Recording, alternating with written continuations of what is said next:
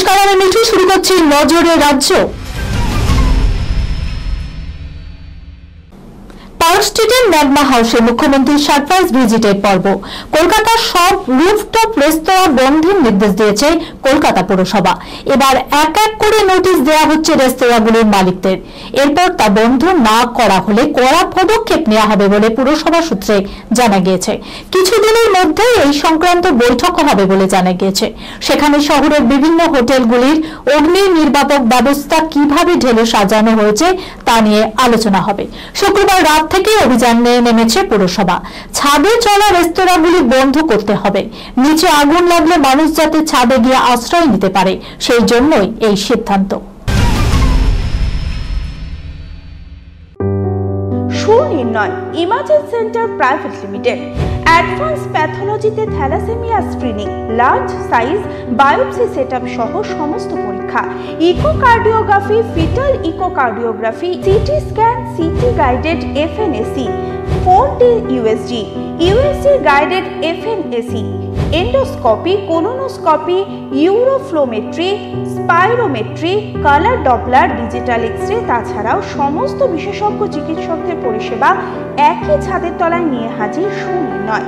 ঠিকানা 126/1 পিলখানা রোড, রানীবাগান, বহরমপুর, মুর্শিদাবাদ।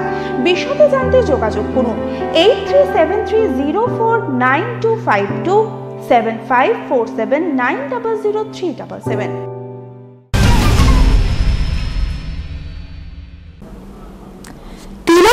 রাস্তা আর ঘোড়ার গাড়ি দুয়ে মিলে যেন এক নস্টালজিয়া, অথচ বর্তমানে সেই ঘোড়াগুলি এখনো কোনো যত্ন নেই। অর্থাভাবে প্রতিপালন বহু ক্ষেত্রে কষ্টকর হয়ে যাচ্ছে বলেই দাবি করেছে ঘোড়া প্রতিপালকদের।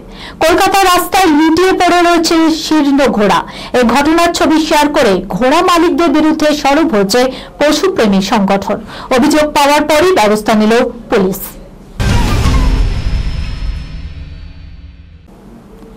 মুক্তি পেয়েছে শ্রীমান ভার্সেস শ্রীমতী। মিঠুন চক্রবর্তীর মতো সুপারস্টারের সঙ্গে ছবিতে রয়েছেন বেলা বোসের প্রেমিক অঞ্জন দত্ত, যার অভিনয় কিংবা গান গত কয়েক দশক ধরে চুটিয়ে উপভোগ করে চলেছে বাঙালি। অর্থাৎ হঠাৎ করেই 71 বছর বয়সে এসে সেই সম্পূর্ণ এক বাণিজ্যিক সিনেমায় কাজ করার কারণ জানালো অঞ্জন দত্ত। তিনি জানান, জীবনে একটা অভিজ্ঞতা অপূর্ণ থেকে যাবে। মিঠুন চক্রবর্তী আছে সেটা একটা কারণ। বুড়োদের একটা রোমান্টিক কমেডি বানাতে চেয়েছিল এই ছবিটা, তাই বেশ ভালো লাগলো। এই খবরের সঙ্গে শেষ করলাম আজকের নজরে রাজ্য। আপনারা দেখছেন টিভি 24 বাংলা, সংবাদ বিনোদন সারাদিন সারাক্ষণ।